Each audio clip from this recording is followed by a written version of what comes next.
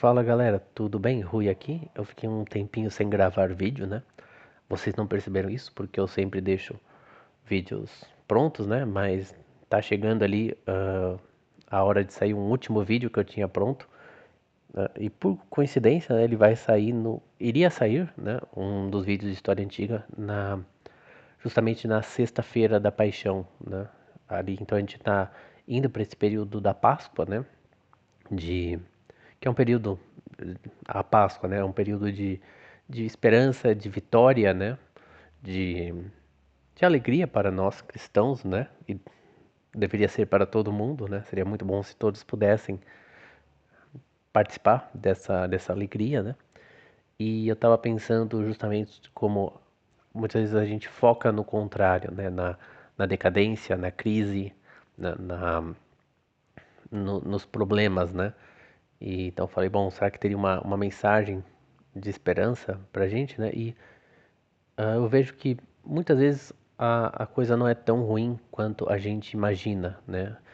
Ah, primeiro, muitas vezes a gente começa a ver mais problemas quando a gente melhora, né? Não é muito diferente de uma analogia que eu acho que o próprio São Paulo usa, né? Ele fala que quando a gente vai, eu não tenho certeza, mas eu acho que ele usa essa analogia, né? Que quando a gente cresce, né? Coisas que a gente gostava se tornam infantis, né? Então também quando a gente melhora, coisas que a gente achavam boas se tornam ruins, né? Então parece que tá tendo mais coisa ruim, né? Antes que a gente, coisa que a gente nem entendia que era ruim, agora parece ruim, né? Mas isso é porque a gente melhorou, né? Então, muitas vezes essas coisas ruins já estavam lá, né? Então, na média, houve uma melhora, porque as coisas já eram ruins antes, a gente melhorou, então tem mais coisa boa do que tinha antes, né?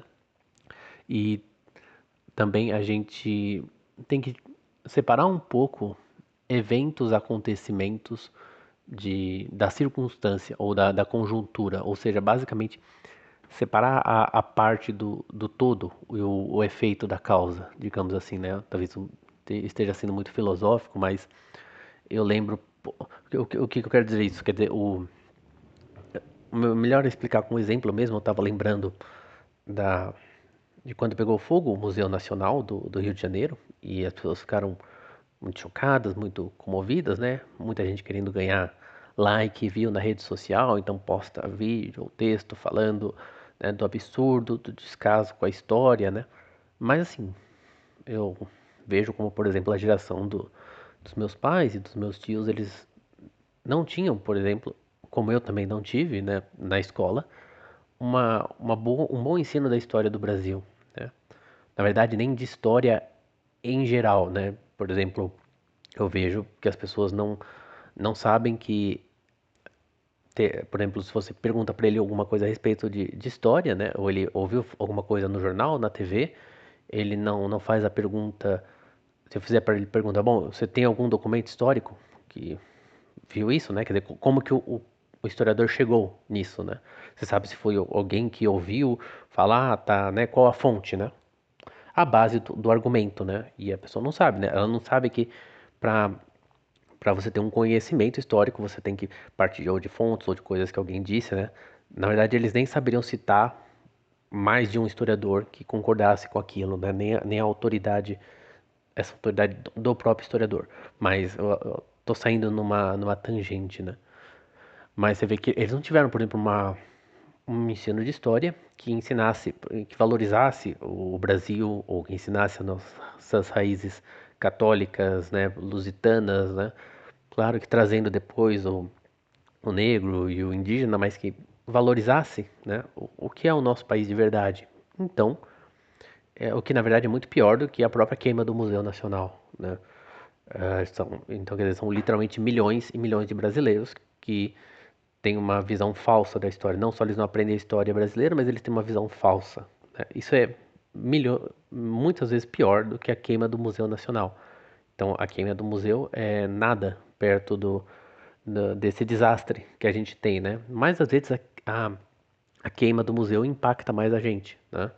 E se vão acontecendo várias pequenas coisinhas, a gente vai achando que a coisa está piorando muito e que está muito pior, mas você fala, não, né? São coisas que são mais visíveis. Eu não queria fazer um exemplo uma analogia muito ruim, mas às vezes quando você mexe em alguma coisa, né, ela tá ali parada, né, mas quando você começa a mexer nela, ela começa a feder mais, né, você começa a sentir mais o cheiro, né, mas não significa que ela tá piorando, é o que ela é que agora você percebe melhor, né, você vê com mais clareza ou sente com mais clareza, né, e então muitas vezes as coisas não estão piorando tanto quanto a gente imagina, né? Talvez eu esteja pegando muito um exemplo particular meu, mas eu estava voltando de carro, devolver um negócio na igreja, eu acabei levando uma chave ali por engano, e eu fui de carro deixar ali na paróquia a chave, e quando eu voltei, eu confesso que eu fui um pouquinho, talvez eu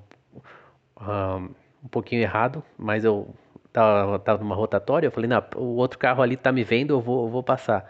E de repente eu ouvi assim um barulho, assim, né, uma batida de carro, então parei e tal, e a mulher tinha batido no meu carro e eu, eu, eu nem sabia direito como fazer, né? O que eu faço agora? Primeira vez que eu tava sozinho assim e alguém bateu no meu carro, mas a mulher parou, tal, ela pediu desculpas, peguei o telefone dela, o nome, tirei uma foto da placa dela e seguimos assim normal, porque também nem dava pra ver muito bem, não tinha sido nada muito grave, né? E aí, você imagina como que seria isso, tipo, num país civilizado, né? Eu ia. Ela falou, faz um orçamento que eu te mando o dinheiro, né? E eu fiz exatamente isso, mandei pra ela por WhatsApp, ela mandou por Pix o dinheiro, deu ali mais ou menos uns R$ 700.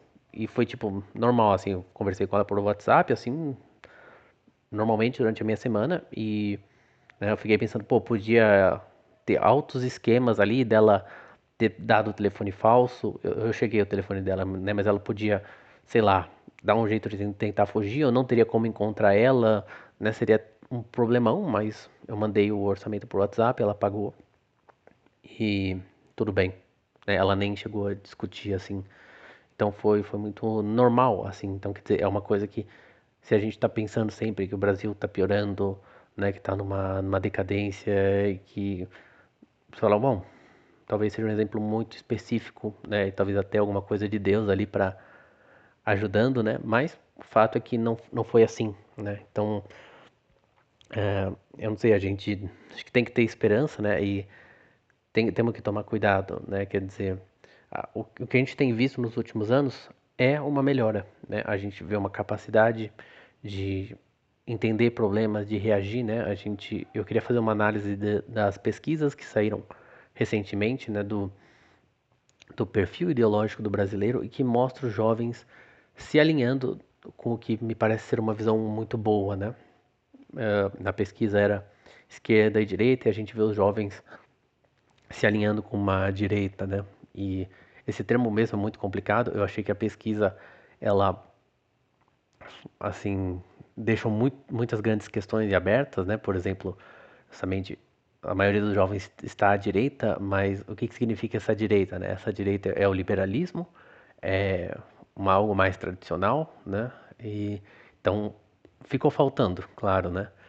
Mas eu acho interessante, eu acho que existem ainda muitos problemas, muitas dificuldades, isso ainda é algo muito bruto, muito cru, mas a gente vê as coisas indo numa direção boa, né? Eu vejo no mundo inteiro notícias de que os padres os jovens que estão entrando para ser padres tendem a ter uma orientação mais tradicional, né?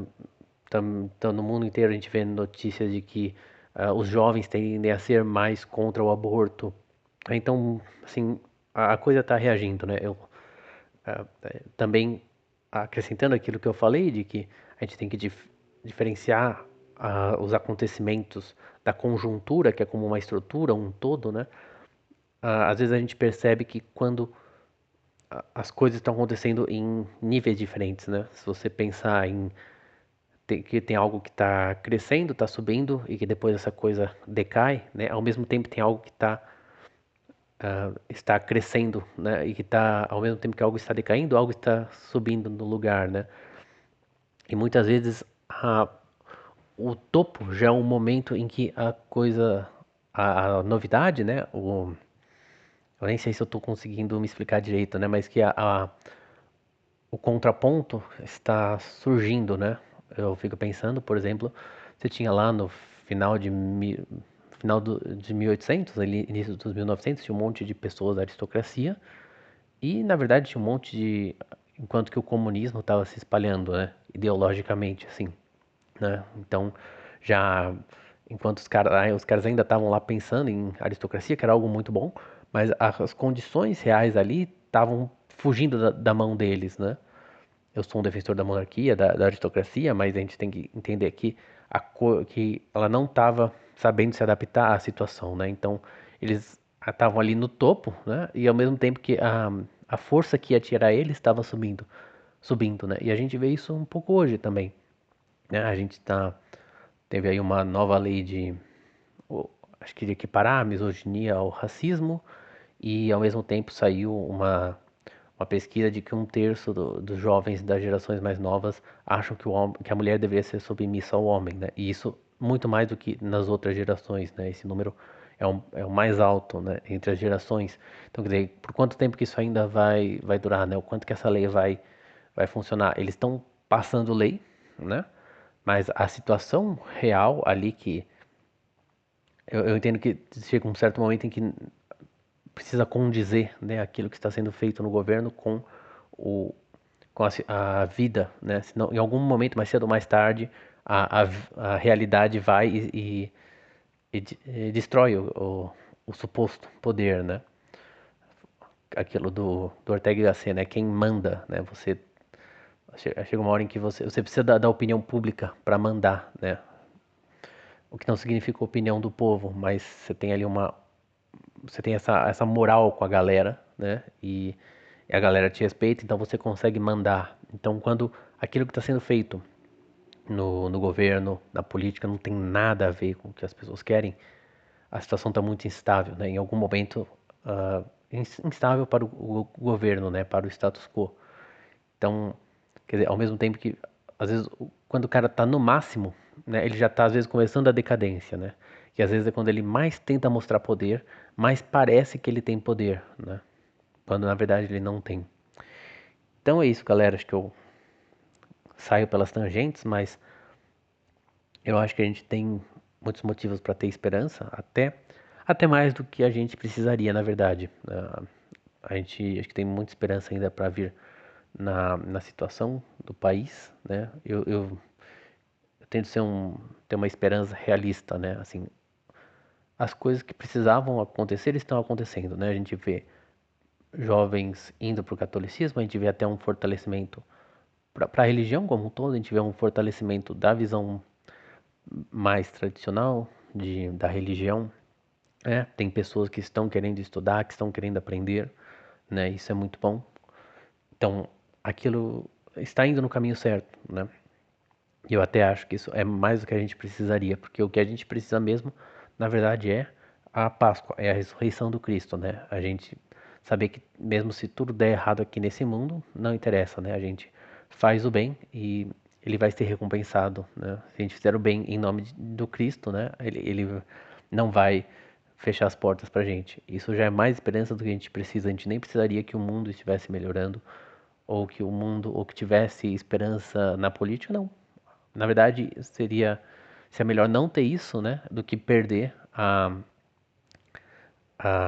fé, né, a vida eterna, né? Então a gente tem uma vida eterna que está aberta pra gente e isso é mais esperança até do que a gente precisa, beleza? Então, muito obrigado, galera. Feliz Páscoa. Lembre-se aí de curtir, comentar, se inscrever, compartilhar. E a gente segue aí com nossos estudos acho que daqui a 2 semanas, beleza? Muito obrigado. Abraços.